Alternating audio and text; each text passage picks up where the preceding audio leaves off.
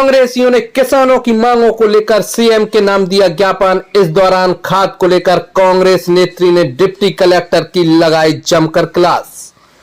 सोमवार को अशोकनगर पहुंची कांग्रेस नेत्री रोशनी यादव ने खाद की किल्लत और किसानों की परेशानी को लेकर अधिकारी की जमकर क्लास लगा दी और तय समय सीमा में किसानों की समस्याओं का समाधान करने की बात कही। दरअसल देखा जाए तो कल जिला प्रभारी नियुक्त होने के बाद पहली बार अशोकनगर पहुंची प्रदेश महासचिव रोशनी यादव ने जिला कांग्रेस के नेतृत्व में कलेक्ट्रेट पहुंचकर किसानों की 10 सूत्री मांगों को लेकर मुख्यमंत्री के नाम ज्ञापन दिया। लेकिन इस दौरान खाद की किल्लत और शासन की खाद वितरण व्यवस्था को लेकर कांग्रेस नेत्री ने ज्ञापन लेने आए डिप्टी कलेक्टर की जमकर क्लास लगा दी और व्यवस्था पर सवाल खड़े किए। कांग्रेस नेत्री ने कहा कि किसानों की फसल तैयार हो गई है, पलेवा हो रहा है और आप ही टिकट जारी कराने की बात कह रहे हैं। इस ज्ञापन में भारी संख्या में कांग्रेसी कलेक्ट्रेट पहुंचे और किसानों को खाद की किल्लत, रात के समय किसानों को मिल रही बिजली कंपनी द्वारा थमाए जा रहे मनमाने बिल, मंडियों में किसानों को हो रही परेशानियों सहित अन्य बिंदुओं को लेकर ज्ञापन दिया है और इनका समाधान करने की मांग कही है।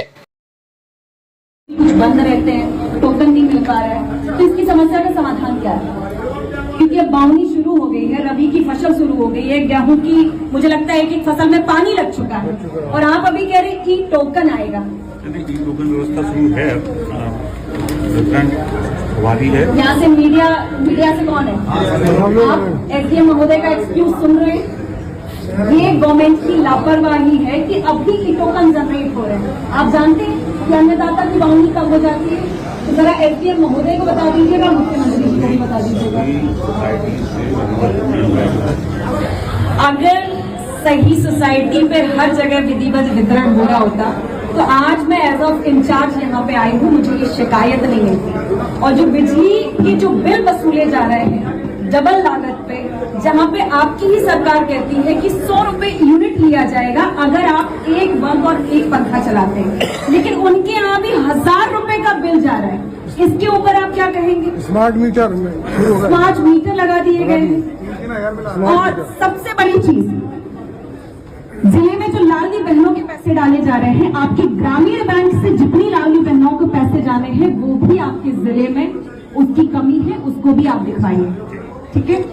तो मुझे इन किसानों को सबको आश्वासन देके जाइए और आप टेंटेटिव टाइम दे दीजिएगा विद इन 7 डेज 15 डेज, कब तक इस सॉल्यूशन को आप खत्म कर देंगे, क्योंकि जब तक बावली और फसल खत्म हो जाएगी। सर के संज्ञान में लाकर बहुत जल्दी निराकरण। सर हैं आपके घर पे? सर नहीं, अगर फ्री हो तो प्लीज हम 5 लोगों को आप मिलवा दें, प्लीज बताइए।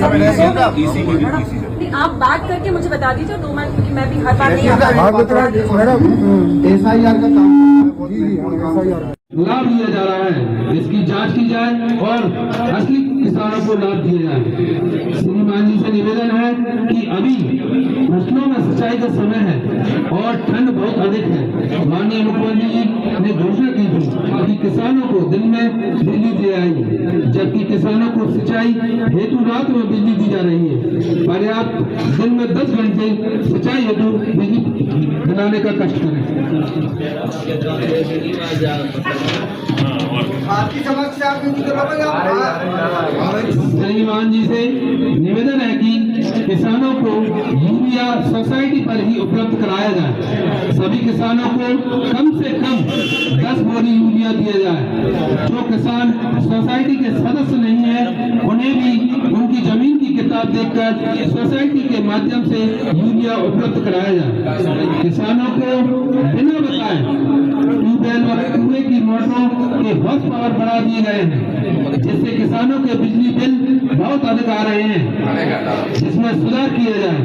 आगामी समय में जिस तरह गेहूं, चना, मसूर, मूंग के पंजीयन पर उपार्जन केंद्र बनाकर खरीदी की जाती है, न्यूनतम समर्थन मूल्य पर उसी प्रकार मक्का, सोयाबीन, धान, उड़द आदि फसलों के पंजीयन कर उत्पादन केंद्र बनाकर लगाकर न्यूनतम समर्थन मूल्य पर खरीदी की जाए, जिससे किसानों को अपनी फसल का उचित मूल्य प्राप्त हो सके।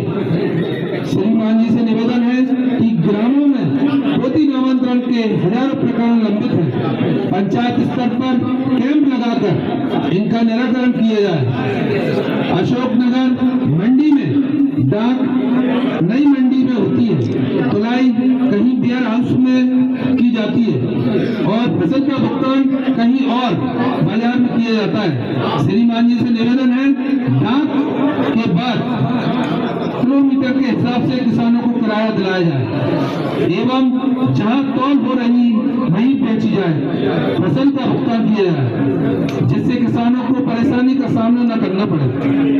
किसानों पर दाना के ऊपर जाले तक फसल भरी होने पर अतिरिक्त रुपए लिए जाते हैं, जो कि गलत है। इस अवैध वसूली को बंद कराया जाए। माननीय मुख्यमंत्री महोदय, इस ज्ञापन के माध्यम से निवेदन है कि प्रदेश एवं हमारे जिले के किसानों की समस्याओं पर ध्यान आकर्षण कर जल्द से जल्द निराकरण करने का कष्ट करें। धन्यवाद।